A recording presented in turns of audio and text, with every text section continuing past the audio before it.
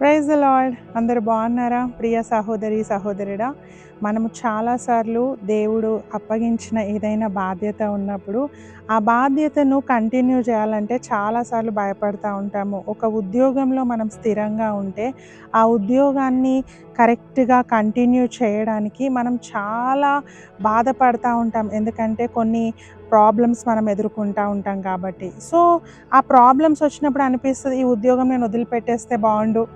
ఏదైనా బాధ్యతలో ఉన్నప్పుడు, ఏదైనా రెస్పాన్సిబిలిటీలో ఉన్నప్పుడు కూడా ఎవరైనా మనల్ని ఏదైనా అన్నప్పుడు బాధ అవుతూ ఉంటుంది. నేను ఇంత కష్టపడి పని చేస్తూ ఉన్నాను, ఇంత కష్టపడి బాధ్యతను నిర్వహిస్తూ ఉన్నాను, అయినా నేను ఇన్సల్ట్స్ ఎదుర్కొంటా ఉన్నాను అని బాధ అనిపించి ఆ రెస్పాన్సిబిలిటీని వదిలేయాలనిపిస్తూ ఉంటుంది, పక్కన పెట్టాలనిపిస్తూ ఉంటుంది కదా అండి.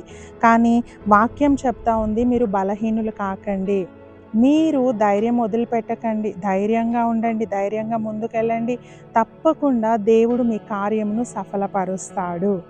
ఎప్పుడైతే నువ్వు మధ్యలో వదిలేస్తావో ఆ కార్యం ఎటు కాకుండా పోతుందండి, అది ఎవరికి ఉపయోగపడకుండా పోతుంది. కానీ నువ్వు అన్నిటినీ తట్టుకొని ఆ ఇన్సల్ట్స్ని, ఆ కష్టమును, ఆ బాధను అన్నిటిని నువ్వు తట్టుకొని నువ్వు ముందుకు వెళ్ళినప్పుడు తప్పకుండా ఒకరోజు సక్సెస్ అనేది నీ లైఫ్లో చూస్తావు. తప్పకుండా దేవుడు నీ యొక్క జీవితంలో సఫలతను దయచేస్తాడు. వాక్యం చెప్తా ఉంది 2వ దినవృత్తాంతములు 15:7, మీరు బలహీనులు కాక ధైర్యము వహించుడి, మీ కార్యము సఫలమగును. హల్లెలూయా.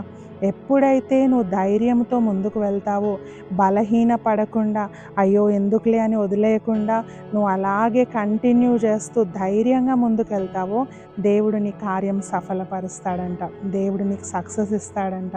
సో ఎప్పుడు కూడా గివ్ అప్ చేయకండి, ఎప్పుడు కూడా నాకెందుకులే ఈ బాధ్యత అని వదిలిపెట్టకండి.